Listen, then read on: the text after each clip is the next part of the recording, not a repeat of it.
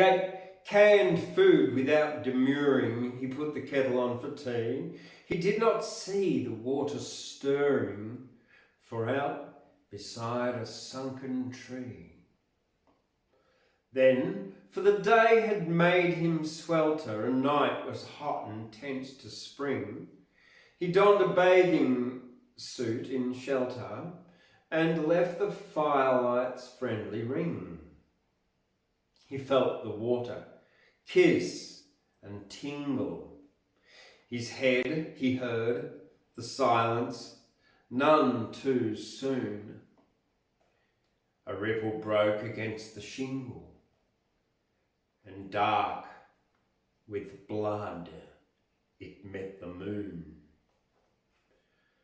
Abandoned in the hush, the kettle, screaming as it guessed its master plight, and loud it screamed the lifeless metal, far into the malicious